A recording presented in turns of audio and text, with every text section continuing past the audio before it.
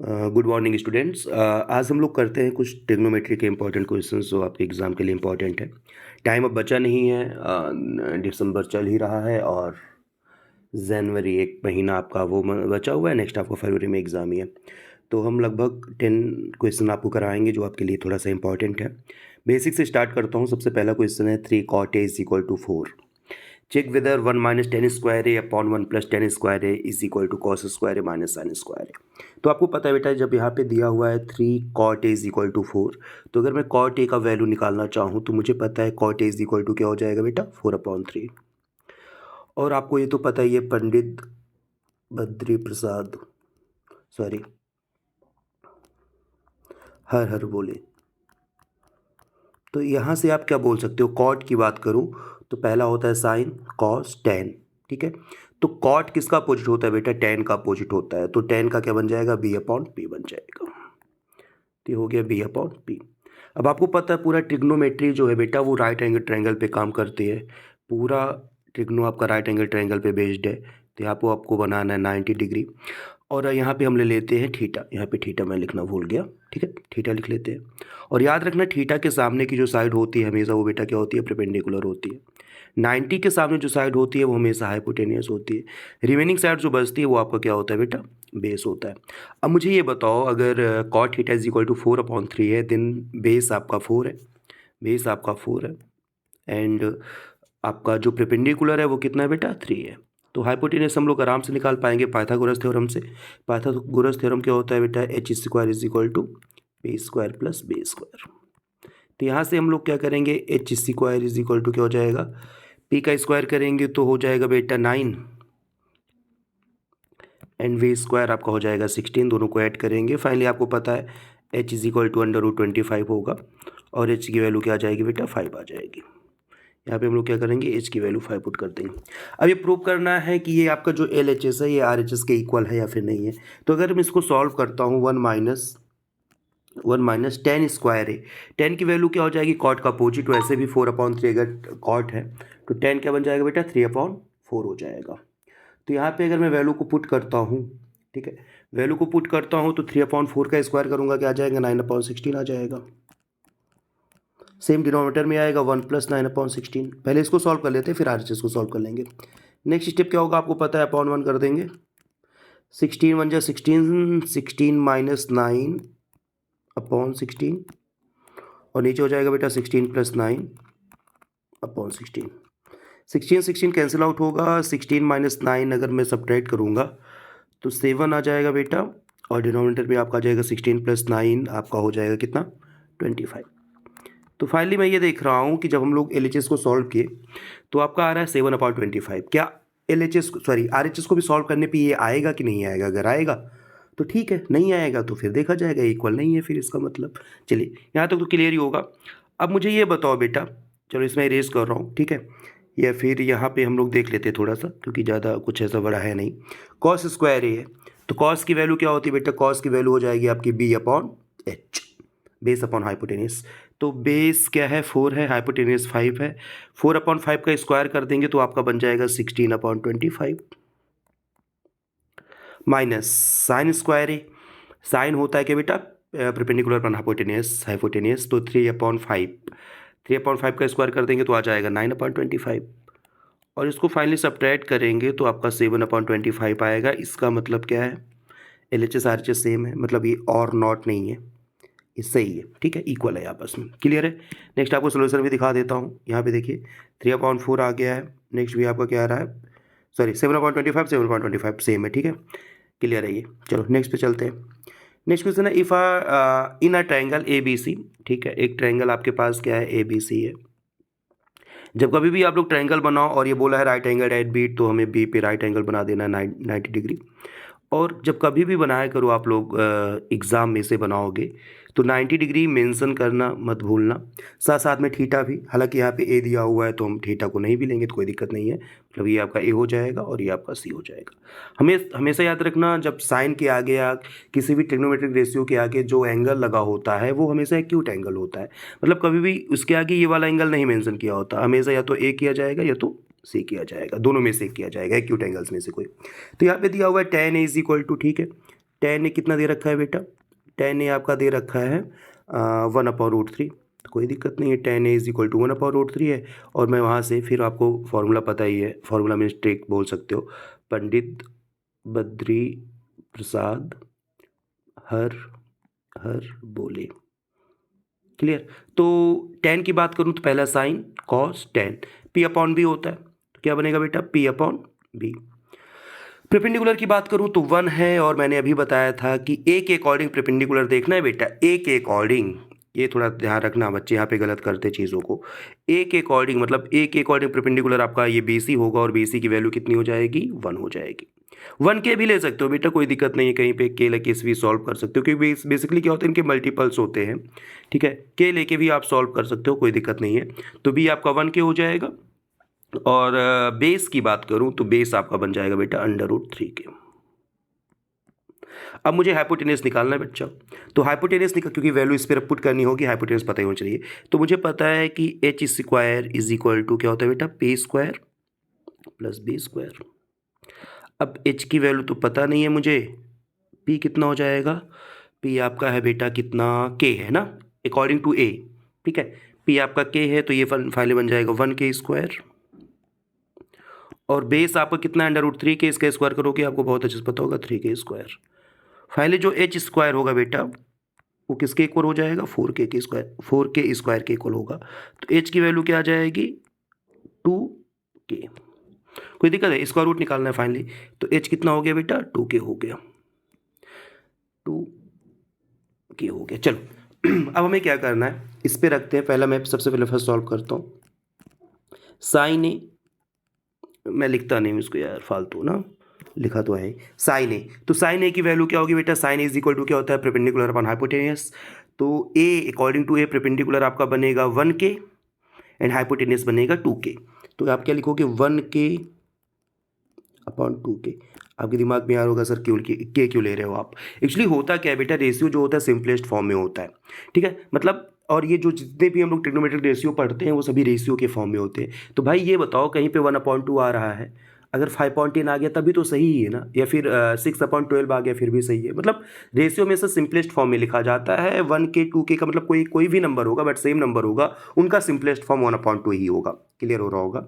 cos c की बात करूँ तो cos c बेटा according to c base upon hypotenuse, तो cos c के अकॉर्डिंग बेस क्या बनेगा बेटा, बेस आपका बनेगा k 1k एंड हाइपोटेनियस आपका फिक्स ही रहता है यार 2k, ठीक है, प्लस cos a की बात करूँ according to your cos a base upon hypotenuse, cos a के अकॉर्डिंग बेस बनेगा आपका √3 के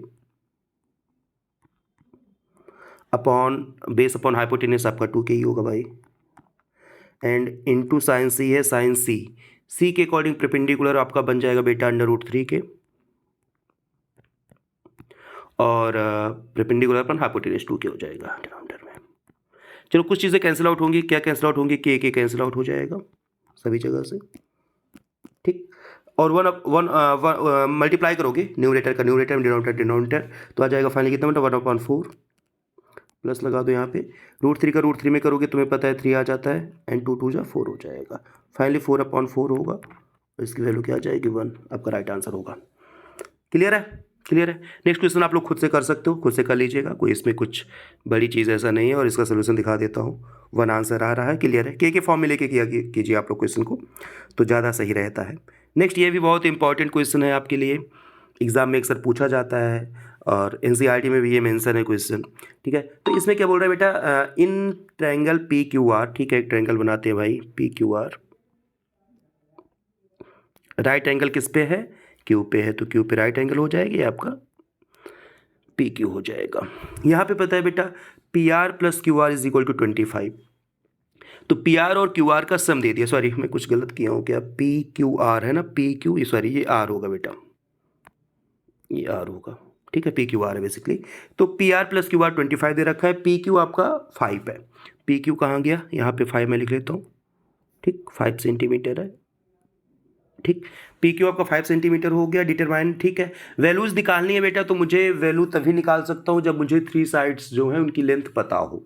तो हम लोग करेंगे क्या, इसमें लगाएंगे पाइथागोरस थ्योरम, और हम लोग एक काम करते हैं, यहाँ से अगर मैं PR की वैल्यू निकालूँ, पी आर की वैल्यू, तो बेटा क्या बन जाएगा बताओ, 25 माइनस क्यू आर। कोई दिक्कत तो नहीं होगी ना इसमें, बस केवल शिफ्ट किया हूँ यार। P R is equal to 25 minus Q R. और यहाँ पे अगर हम पाइथागोरस थ्योरम अप्लाई करें तो क्या बनेगा बेटा, हाइपोटेनियस मीन्स पी आर का स्क्वायर कर देते हैं इज इक्वल टू आपका हो जाएगा पी क्यू का स्क्वायर प्लस क्यू आर का स्क्वायर। क्लियर? चलो, तो पी आर कितना है बेटा, पी आर है आपका, हाँ ओके, यहाँ पे है 25 माइनस क्यू आर। इसका हो जाएगा स्क्वायर। पी क्यू की वैल्यू कितनी है बेटा, पी क्यू 5 है, 5 का स्क्वायर प्लस क्यू आर कितना है बेटा, क्यू आर तो मुझे शायद नहीं पता है ना, क्यू आर को एच से हैं तो यहाँ पे ठीक है।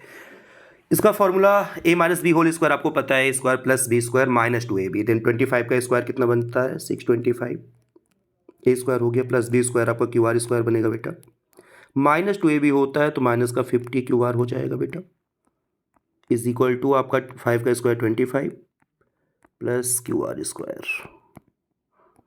सिंप्लीफाई होगा, सिंप्लीफाई मीन्स कुछ यहाँ पे कैंसिल आउट होने वाला है, कौन कौन सा, क्यू आर क्योंकि उधर जाना यार माइनस ही होना है, ठीक है। बचा क्या है आपका यहाँ पे 625, एक काम करते देखो, यहाँ पे मैं लिखता हूँ 625 और जो ये राइट हैंड साइड में 25 है इसको मैं शिफ्ट कर देता हूँ LHS में, और ये जो आपका इधर माइनस में है उधर जाके क्या बन जाएगा 50 क्यू आर बन जाएगा। तो फाइनली 25 माइनस 600 आएगा 50 Q R is equal to क्या हो जाएगा बेटा, इतना 10th में हो यार, अब पता ही होगा क्या, 600/50 और सिंप्लीफाई करोगे तो क्यू आर जो है फाइनली आपका आ जाएगा बेटा 5 1 5 12 आ जाएगा, 12 सेंटीमीटर। तो क्यू आर 12 हो गया, ये आपका 12 सेंटीमीटर हो गया। तो क्यू आर पी आर कितना आ जाएगा 25 माइनस 12, तो 5 माइनस 2 3 2 13 आ जाएगा, ठीक है। अब जो वैल्यूज़ निकालनी थी साइन पी, तो इजी हो जाएगा बेटा निकालना आपके लिए साइन पी। तो P के अकॉर्डिंग परपेंडिकुलर क्या बनेगा, ये परपेंडिकुलर बनेगा, अकॉर्डिंग टू P की बात कर रहा हूँ। तो साइन P की वैल्यू क्या हो जाएगी बेटा, साइन P अगर मुझे निकालना है, तो परपेंडिकुलर अपन हाइपोटेनियस 12/13 हो जाएगा। और दूसरा क्या निकालना था, cos P base upon hypotenuse होता है, तो बेस आपका क्या बनेगा 5 बनेगा, कॉस पी यहाँ पे लिख देते हो इसके सामने, cos P base upon hypotenuse होता है, तो बेस कितना बन जाएगा बेटा, अकॉर्डिंग टू P बेस बनेगा 5 और हाइपोटेनियस बन जाएगा बेटा 13। नेक्स्ट क्या निकालना है, tan P आपको पता है परपेंडिकुलर अपॉन बेस, परपेंडिकुलर आपका हो जाएगा 12 एंड बेस हो जाएगा 5, तो 12.5 हो जाएगा बेटा फाइनली। क्लियर होगा, इजी है, कुछ है नहीं इसमें, ठीक है। ये तो थोड़ा ये मुझे लग रहा है क्लियर दिख ही रहा होगा, समझ में तो आ रहा होगा, बाकी इसका सोल्यूशन मैं दिखा देता हूँ कैसे करना है आपको, ये पूरा इसका तरीका है करने का, ठीक है। और यहाँ पे जो आंसर्स मैंने आपको बताया क्लियर है। चलो नेक्स्ट क्वेश्चन पे आते हैं। Next question, okay, proving start हो गई है और प्रूविंग के लिए आपको सबसे पहले कुछ चीज़ें मैं बताऊँ इंपॉर्टेंट जो आपके लिए हैं। तो आइडेंटिटीज इंपॉर्टेंट है बेटा, वो तो आपको पता है और याद तो होता नहीं है, बट फिर भी मैं कोशिश करूँगा थोड़ा सा तुम्हें याद करने का कि याद हो जाए। पहला क्या होता है बेटा, sine square theta plus cos square theta is equal to 1।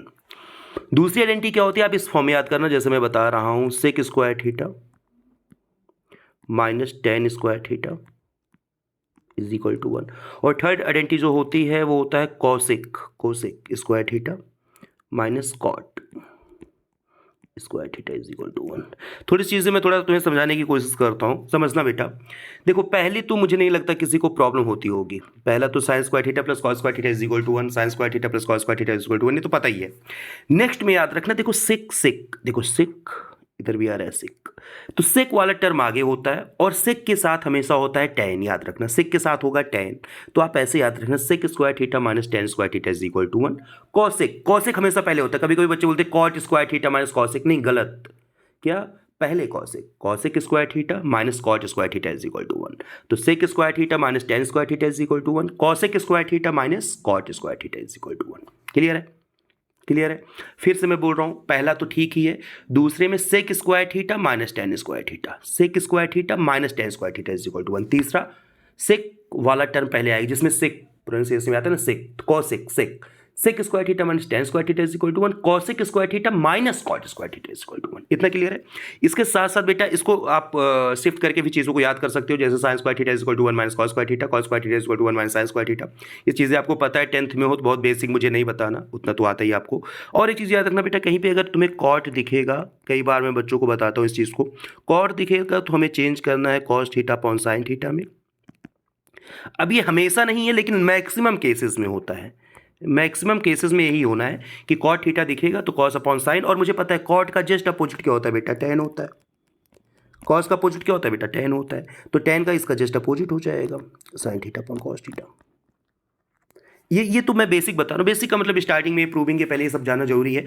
साथ साथ में कुछ चीज़ें और याद रखना बेटा, साइन थीटा का अपोजिट क्या होता है, कॉसेक थीटा होता है, साइन का कॉसेक, उसके बाद आता है साइन के पास कॉस, कॉस का होता है सिक, टेन का होता है कॉट, टेन कॉट आपस में रिलेट भी कर पा सकते हो तुम, टेन कॉट, कॉस सिक, साइन कॉसिक, ठीक है, साइन का अपोजिट कॉसिक, कॉस का अपोजिट सिक एंड टेन का अपोजिट कॉट। ये पता है मुझे, मतलब ये पता होना चाहिए, तभी हम लोग प्रूविंग कर पाएंगे। थोड़ा सा तरीका भी इसको देखते हैं कैसे करते हैं, तो ये तो क्लियर ही होगा। चलो पहले क्वेश्चन पे आते हैं, एनसीईआरटी का क्वेश्चन है, मुझे लग रहा है ये तीनों क्वेश्चन एनसीईआरटी के ही हैं। तो फर्स्ट क्वेश्चन पे आते हैं, देखो पहला, मतलब बच्चे पता नहीं कि उसको बार बार गलत करते हैं, बट समझो चीज़ों को। अच्छा, जो आपका आरएचएस में है, आरएचएस में दिमाग लगा के आपको चलना है कि आरएचएस में क्या लिखा हुआ है, आरएचएस में क्या लिखा हुआ है। तो एक चीज़ समझो यहाँ पे कि कॉस, जैसे मैं सॉल्व एलएचएस कर दिया, सॉल्व एलएचएस मैंने किया, ठीक है, सॉल्व एलएचएस किया, तो मुझे पता है कि सॉल्व एलएचएस करने पे कॉसेक माइनस कॉट है, क्या बेटा, कॉसेक माइनस कॉट है। तो आप एक चीज़ मुझे बताओ कि कॉसेक को हम लोग क्या लिख सकते हैं, कॉसेक को क्या लिख सकते हैं हम लोग, कॉसेक को लिख सकते हैं cosec theta minus cot theta का होल स्क्वायर है। चलिए, तो कॉसेक को हम लोग लिख पाएंगे कि 1 अपॉन साइन, क्योंकि मुझे पता है कि कॉसेक अपोजिट क्या होता है, कॉसेक क्या होता है, कॉसेक का, एक मिनट यार फोन आ रहा है, चलो ठीक है, कॉसेक, कॉट का क्या होता है बेटा, cos theta upon sine theta, अभी मैंने बताया था इस चीज़ को।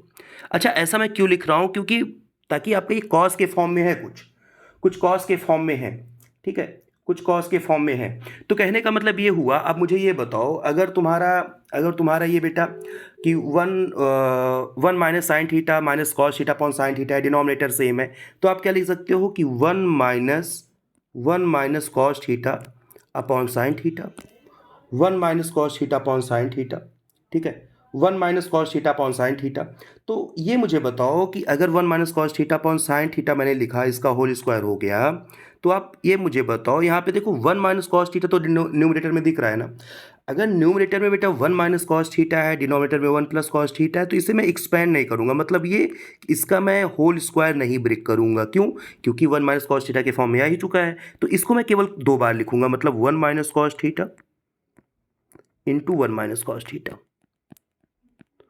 और डिनोमिनेटर में क्या हो जाएगा बेटा, चूंकि स्क्वायर दोनों के फॉर्म में है, तो नीचे भी साइन स्क्वायर थीटा आएगा, साइन स्क्वायर थीटा, ठीक है। अब हम साइन स्क्वायर थीटा को क्या लिख सकते हैं, साइन स्क्वायर थीटा को लिख सकते हैं 1 माइनस कॉस स्क्वायर थीटा। अभी मैंने आइडेंटिटीज बताई, क्यों लिखेंगे, क्योंकि अब कुछ काटना भी है, तो भाई यहाँ पे ऊपर 1 माइनस कॉस थीटा आ ही गया है, ठीक है, नीचे भी अगर मेरा कुछ कॉस के फॉर्म में आए, 1 माइनस कॉस थीटा के फॉर्म में आए, तभी तो वो कट पाएगा ना। तो sine square theta is equal to क्या होता है, 1 माइनस कॉस स्क्वायर थीटा होता है। तो आपका क्या होगा, इसे हम लोग लिख सकेंगे 1 माइनस कॉस स्क्वायर थीटा, हालांकि उसको हम लोग नेक्स्ट पेज पे करें, इसे मैं इरेज करता हूँ, इरेज करूँ तो 1 मिनट, चलो 1 मिनट यहाँ पे समझने की कोशिश करो। आपका क्या था बेटा, 1 minus cos theta, 1 minus cos theta upon क्या था, साइन स्क्वायर थीटा, ठीक। तो ये हो जाएगा 1 minus cos theta, 1 minus cos theta, नीचे क्या हो जाएगा 1 माइनस कॉस स्क्वायर, आइडेंटिटी होती है बेटा, आइडेंटिटीज होती है पहली, sine square theta plus cos square theta equal to 1 होता है, तो साइन स्क्वायर थीटा क्या बनेगा, 1 माइनस कॉस स्क्वायर थीटा। अब यहाँ पे ए स्क्वायर माइनस बी स्क्वायर लगा दो बेटा, ए स्क्वायर माइनस बी स्क्वायर आपको पता ही होगा क्या होता है भाई, ए प्लस बी ए माइनस बी, तो 1 minus cos theta, 1 minus cos theta upon क्या बनेगा, 1 माइनस कॉस थीटा, और दूसरे ब्रैकेट में क्या हो जाएगा, 1 प्लस कॉस थीटा। बस प्रूव हो जाएगा, प्रूव हो गया, दिक्कत है कोई, चलो ठीक है।